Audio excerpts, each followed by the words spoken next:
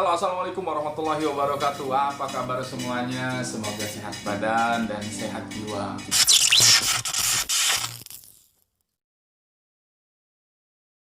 Wah, udah lama banget nih ya saya nggak bikin konten. Dan ini saya usahain sempet-sempetin buat bikin konten lagi. Dan juga tapi saya tetap berkomunikasi ya sama teman-teman semuanya via komen ya dari video-video yang sebelumnya. Nah, kali ini saya mau ngebahas sesuatu yang lagi booming banget. Saya mau ngebahas tentang sepeda lah ya. Sepeda atau aktivitas bersepeda bagi penderita asam lambung atau anxiety disorder. Pasti kita juga jenuh juga ya di rumah. Kita butuh aktivitas, butuh hiburan juga. Nah, untuk teman-teman yang lagi bosan juga bukan cuma karena penyakit dari asam lambungnya juga, tapi karena memang di masa pandemi ini gitu kan, kita pasti pengen cari kesibukan-kesibukan baru. Tapi jadi pertanyaan adalah gimana sih aktivitas bersepeda itu bagi penderita anxiety disorder atau GERD atau asam lambung lah ya.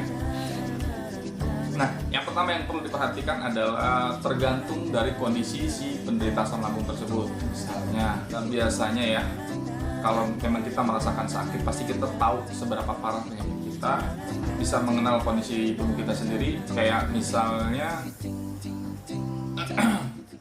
teman-teman di sini pengen bersepeda atau memang udah terlanjur beli sepeda atau memang mau beli sepeda tapi bingung kira-kira gimana ya pengaruhnya bagi penderita asam lambung ya.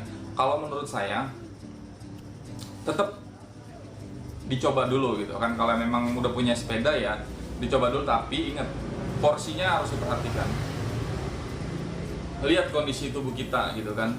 Jangan memaksakan diri, porsinya diperhatikan. Misalnya dia tahu, misalnya teman-teman nih di sini tahu nih lagi punya asam lambung tinggi atau ada anxiety disorder gitu kan, bukan berarti harus di rumah terus kan, pasti harus beraktivitas. Nah, kalau memang pengen ikut bersepeda juga, coba dengan jarak tempuh yang tidak begitu jauh. Misalnya hari ini coba untuk 1 km dulu. 1 km berarti kan 2 km dong. Kalau misalnya pulangnya pergi 1 kilo, pulang 1 kilo, berarti 2 km.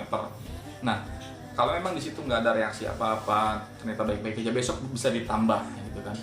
Jadi tambahkan secara sedikit-sedikit. Dan kalau bisa untuk saat ini hindari untuk ikut komunitas. Kenapa? Karena kalau misalnya ikut komunitas, otomatis kita akan bareng-bareng. Sedangkan yang lain itu kondisinya baik-baik aja, kondisinya sehat. Nah, untuk teman-teman di sini yang punya asam lambung, itu akan apa ya? Akan mengganggu juga gitu, mengganggu diri sendiri. Maksudnya akan bisa dibilang berbahaya juga kalau misalnya ikut teman-teman yang lain komunitasnya yang mereka fisiknya kuat, terus kita ikutin mereka jalan mengayuh sepedanya berkilo-kilometer dengan kondisi fisik yang nggak kenapa-napa, mereka ya nggak kenapa-napa juga, mereka nggak terjadi apa-apa juga gitu kan. Tapi kalau untuk teman-teman yang menderita anxiety disorder yang masih dipertanyakan gitu kan kemampuannya untuk jarak tempuh yang di luar batas gitu kan, itu berbahaya juga sih kalau misalnya nanti di jalan tiba-tiba asam lambungnya naik, terus tiba-tiba kena serangan panik dan segala macam gitu kan. Jadi usahakan hindari untuk gabung dengan komunitas ya, gabung dengan komunitas. Atau enggak, kalau memang pun mau berkomunitas, cari komunitas yang memang sama gitu. Maksudnya artinya cari teman-teman yang memang juga punya penyakit yang sama-sama ngerti kondisinya gitu kan, atau teman dekat yang memang udah tahu kondisinya, ya udah bareng-bareng, jadi mereka tahu, jadi di saat kenapa-napa mereka bisa ngebantu. Soalnya kalau misalnya repot banget kan ikut komunitas yang mereka nggak kenal kita, tiba-tiba di jalan kita kumat gitu kan, atau teman-teman yang misalnya yang ada penyakit asam lambungnya naik, kumat misalnya, terus ketakutan tengah jalan, orang mikirnya apa? Orang mikirnya nanti malah sangkanya kena corona kan, atau terpapar virus, malah dijauhin yang ada gitu kan. Jadi kalau bisa cari komunitasnya itu yang memang sudah kenal, jadi untuk menjaga dan tetap dibatasi jarak tempuhnya, karena akan repot sendiri nantinya kalau misalnya memaksakan diri lah. Jadi intinya sedikit-sedikit aja dan lihat kondisi dirinya seperti apa. Jadi teman-teman sendiri yang tahu kan, misalnya oh saya sehat, saya kayaknya kuat dari situ, ya udah, tapi tetap dimulai dari yang sedikit dulu biar nggak kaget juga, karena kalau terlalu banyak gerak juga nanti biasanya perutnya suka perih ya. Jadi itu aja sih yang mau saya sampaikan, tetap bersemangat untuk berolahraga. Kalau memang hobi bersepeda, tetap bersepeda, atau pengen lihat yang lain bersepeda terus pengen ikut bersepeda juga. Kalau memang ada sepedanya ya silakan, tapi pelan-pelan aja, nggak usah jarak yang jauh-jauh dulu, cari tempat yang terbuka. Karena di saat kita melihat tempat yang terbuka, tempat yang lapang, insya Allah pikiran kita ikut lapang juga.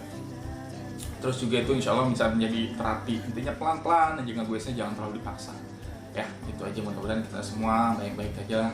Mudah-mudahan pandemi ini cepat berlalu. Mudah-mudahan teman-teman yang asam lambungnya, yang lagi menderita asam lambung, anxiety disorder, GERD, atau yang lagi ngalamin kena serangan panik, mudah-mudahan cepat berakhir.